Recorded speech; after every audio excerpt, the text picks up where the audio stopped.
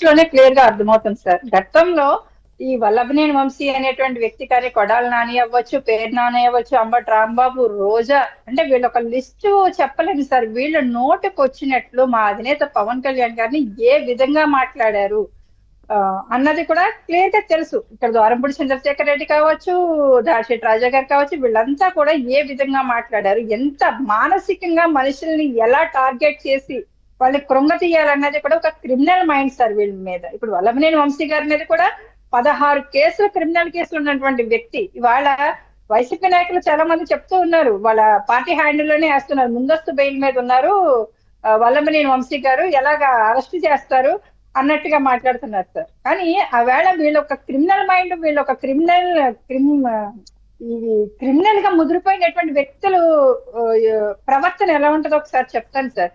ఆ రోజు కాకినాడలో మా మీద దాడి చేసినప్పుడు కూడా పవన్ కళ్యాణ్ గారిని అనుచితమైనటువంటి వ్యాఖ్యలు చేసి ఆయన బూతు పదాలతో పవన్ కళ్యాణ్ గారిని తిట్టినప్పుడు ద్వారంపూడి చంద్రశేఖర్ రెడ్డి మమ్మల్ని డైవర్ట్ చేసి ఆ ఇంటి వైపు మళ్ళించి మా మీద ఎలా రాళ్ల దాడి, కర్రల దాడి చేశాడో చూసాం సార్.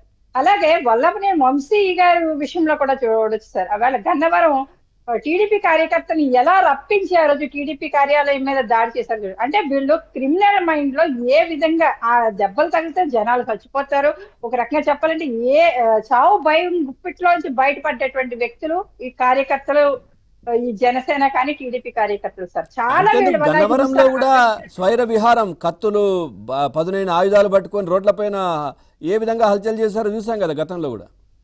చూసాం సార్. ఇవాళ వల్లభనేని వంశీ గారిని అరెస్ట్ చేస్తారంటే దీని గురించి వీళ్ళు ఏదో పగల్బాల్ పలుకుతున్నారు సార్. అక్కడ ఎవరైతే ఫిర్యాదుదారు ఉన్నాడో సత్యవర్ధన్ అనేటువంటి అబ్బాయి, ఆ అబ్బాయి నిజంగా వాళ్ళ ఇంట్లో వాళ్ళందరికీ కూడా ప్రాణహాని ఉందని, అంటే ఒక ఫిర్యాదుదారుడు ఇంత స్ట్రాంగ్ అయినటువంటి కేసులో వీళ్ళు విత్డ్రా చేయించగలిగారు అంటే జనాన్ని చంపేస్తారు. వీళ్ళు విత్డ్రా చేసుకోకపోతే గనక ఖచ్చితంగా వాళ్ళకి ప్రాణం ఉండదు, వెనకాల కుటుంబం ఉండదు. అంటే ఏ వ్యక్తి అయినా ఏం చేస్తాడు సార్?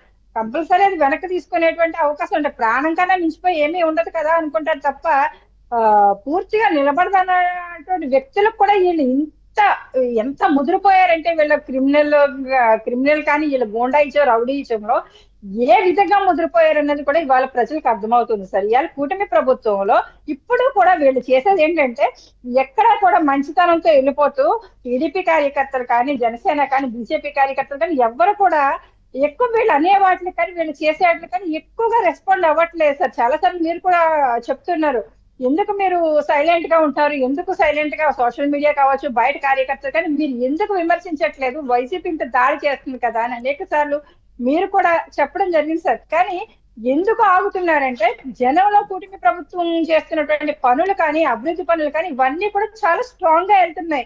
ఇవాళ ఆంధ్రప్రదేశ్ అభివృద్ధి దిశగా అడుగులు వేస్తూ ఉంది. దాన్ని స్పాయిల్ చేయడం కోసం, దాన్ని డైవర్ట్ చేయడం కోసం వైసీపీ పేటీఎం బ్యాచ్ ఎప్పుడు డైవర్ట్ చేస్తూనే ఉంది. కానీ ఆ డైవర్షన్ లో పడకుండా గ్రామ స్థాయి నుంచి కూడా ఏ సమస్యలు ఉన్నాయి ప్రజలకి అవి తీర్చే పనిలో మాత్రమే మేము కూటమిలో ఉన్నటువంటి నాయకులు కానీ, కార్యకర్తలు కానీ ముందుకు వెళ్తూ ఉన్నాం. కానీ వాళ్ళు వల్లభనేని వంశీ గారి విషయంలో అయితే మాత్రం ఖచ్చితంగా అరెస్ట్ అనేది, అంటే ఆ కుటుంబానికి కూడా ఫిర్యాదుదారుడు కుటుంబం ఏదైతే ఉందో వాళ్ళ సోదరుడే బయటకు వచ్చి చెప్పడం జరిగింది సార్. కిరణ్ అనే అబ్బాయి కూడా చెప్పడం జరిగింది. కానీ ఇవన్నీ కూడా వల్లభనేని వంశీ లాంటి వ్యక్తులు కావచ్చు, కొడాల నాని గారు లాంటి వ్యక్తులు, జగన్మోహన్ రెడ్డి గారు ఈ బ్యాచ్ అవ్వచ్చు సార్, ఈ జే గ్యాంగ్ అంతా కూడా జనాన్ని చంపడానికి కూడా ఎక్కడ వెనకాడరు సార్. అంటే ఒక ఫిర్యాదుదారుడు ఫిర్యాదు చెయ్యాలంటే భయపడేటువంటి పరిస్థితి. ఇవాళ అధికార ప్రభుత్వంగా ఉంది కూటమి ప్రభుత్వం, బలమైనటువంటి పార్టీ టీడీపీ, అలాంటి కార్యాలయం మీద దాడి జరిగితే ఆ రోజు ఎంత విధ్వంసకంట చేశారో తెలుసు, ప్రజలందరూ కూడా చూసారు. ఆ రోజు జగన్మోహన్ రెడ్డి గారు వాళ్ళ